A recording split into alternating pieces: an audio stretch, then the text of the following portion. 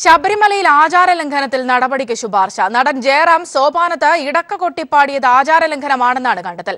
ഇതിന് അനുമതി നൽകിയ ദേവസ്വം അഡ്മിനിസ്ട്രേറ്റർക്കെതിരെ നടപടിക്ക് ദേവസ്വം വിജിലൻസ് നിർദ്ദേശം നൽകി. വിവരങ്ങളുമായി ബിജേഷ് നടുവിൽ ചേർന്നുണ്ട്. ബിജേഷ്, ഇതുമായി ബന്ധപ്പെട്ട അച്ചടക്കലംഘനം നടന്നു എന്ന വാർത്ത നമ്മൾ നേരത്തെ നൽകിയിരുന്നു. ഇപ്പോഴത്തെ ഈ നടപടി നിർദ്ദേശം എങ്ങനെയാണ്? ബിജേഷ്.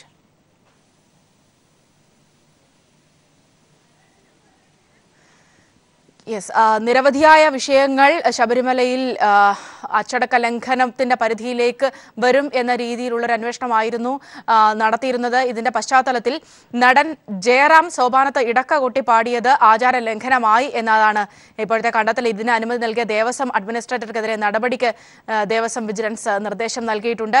മറ്റ് നിരവധിയായ വിഷയങ്ങൾ കൂടി ഇതിൽ പരിഗണിക്കപ്പെട്ടിരുന്നു. പ്രത്യേകിച്ച് സ്ത്രീ പ്രവേശനം അടക്കമുള്ള കാര്യങ്ങൾ, അത്തരത്തിൽ അച്ചടക്ക ലംഘനം നടന്നിട്ടുണ്ടോ എന്ന പരിശോധന നടന്നിരുന്നു. എന്നാൽ അതിൽ അച്ചടക്ക ലംഘനം നടന്നിട്ടില്ല എന്ന കണ്ടെത്തൽ ഉണ്ടായിരുന്നു.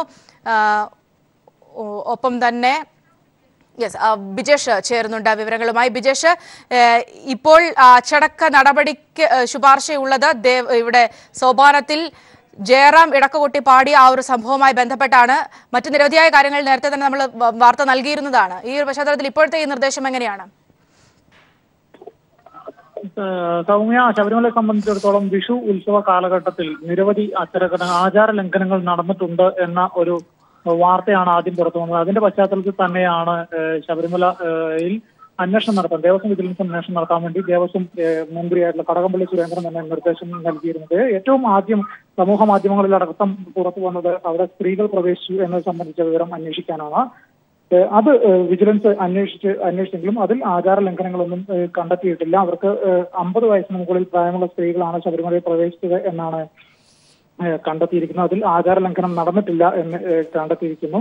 അതേസമയം ശബരിമലയിൽ മറ്റ് ജയറാം ഇടക്കുകൂട്ടിയെ സംബന്ധിച്ചതാണ് മറ്റൊരു കാര്യം. ഉത്സവത്തോടനുബന്ധിച്ച് ശബരിമലയിൽ ആചാര ലംഘനം നടന്നിട്ടുണ്ട് എന്ന് വിജിലൻസ് കണ്ടെത്തിയിരിക്കുന്നു. ഈ സംഭവത്തിൽ ശബരിമല എക്സിക്യൂട്ടീവ് ഓഫീസറായിട്ടുള്ള ആർ രവിശങ്കറിനെതിരെ വകുപ്പ് തല നടപടി എടുക്കണം എന്നാണ് വിജിലൻസ് ഇപ്പോൾ റിപ്പോർട്ടിൽ ശുപാർശ ചെയ്തിരിക്കുന്നത്. ശബരിമലയിലെ പ്രധാനപ്പെട്ട പൂജകൾ കൊല്ലത്തെ വിവാദ വ്യവസായിക്ക് ക്രമവിരുദ്ധമായി അനുവദിച്ച് നൽകിയതിലും ചലച്ചിത്ര നടൻ ജയറാം അനുമതിയില്ലാതെ ഇടക്ക കൊട്ടിയത് തടയാതിരുന്നതിനും Sabarimala Devaswom administrative officer MS യതീന്ദ്രനാഥിനെതിരെ അച്ചടക്ക നടപടി സ്വീകരിക്കണമെന്നും വിജിലൻസിന്റെ അന്വേഷണ റിപ്പോർട്ടിൽ പറയുന്നുണ്ട്. ജയറാമിന് സോപാനത്തെ ഉഷപൂജ സമയത്ത് ഇടക്ക കൊട്ടാൻ നൽകിയ തിരുനക്കര സംബന്ധിയായിട്ടുള്ള OR ശ്രീകുമാറിനെതിരെ കർശന വകുപ്പ് തല നടപടിക്കും വിജിലൻസ് ശുപാർശ ചെയ്യുന്നുണ്ട്. അതോടൊപ്പം തന്നെ അന്നേ ദിവസം സോപാനം ഡ്യൂട്ടിയിൽ ഉണ്ടായിരുന്ന സോപാനം ഓഫീസർ B ദിലീപ് കുമാറിന്റെ ഭാഗത്തു നിന്നും കൃത്യവിലവും ഉണ്ടായിട്ടുണ്ടെന്നും വർഷങ്ങളായി ഇദ്ദേഹം സോപാനത്ത് ഡ്യൂട്ടി ചെയ്യുന്നുണ്ടെന്നും ഭക്തരിൽ നിന്നും പണം വാങ്ങി ദർശന സൗകര്യം ഒരുക്കി കൊടുക്കുന്നെന്ന് ഇദ്ദേഹത്തിനെതിരെ ആരോപണങ്ങൾ ഉയർന്നു വന്ന പശ്ചാത്തലത്തിലും ഇനി മേലിൽ ഇദ്ദേഹത്തെ ശബരിമലയിൽ ഡ്യൂട്ടിക്ക് നിയോഗിക്കരുതെന്നും കൃത്യമായിട്ട് വിജിലൻസ് റിപ്പോർട്ടിൽ സൂചിപ്പിക്കുന്നുണ്ട്. എന്തായാലും ശബരിമലയെ സംബന്ധിച്ചിടത്തോളം നിരവധി ഉദ്യോഗസ്ഥന്മാർ പല രീതിയിൽ ഇവിടെ നിന്നും പല വിധത്തിൽ അഴിമതി കാണിക്കുന്നു എന്ന് തന്നെയാണ് ഇപ്പോൾ വിജിലൻസ് നൽകിയ റിപ്പോർട്ടിൽ പറയുന്നത്. അതോടൊപ്പം തന്നെ മറ്റൊരു കാര്യം, കഴിഞ്ഞ 25 വർഷമായിട്ട് കൊല്ലത്ത് നിന്നുള്ള വ്യവസായിയായിട്ടുള്ള സുനിൽ സ്വാമി എന്ന് വിളിക്കുന്ന സുനിൽകുമാർ ശബരിമലയിൽ നട തുറക്കുന്ന ദിവസങ്ങളിൽ നിത്യ സാന്നിധ്യമാണ്.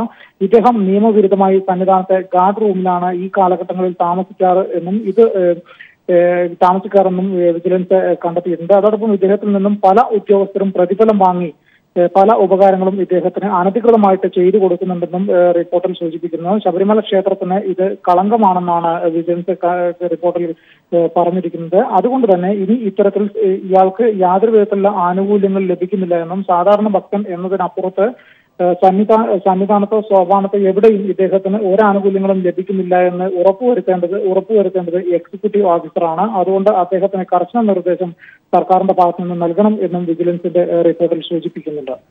ബിജേഷ് ആണ് വിവരങ്ങൾ നൽകിയത്.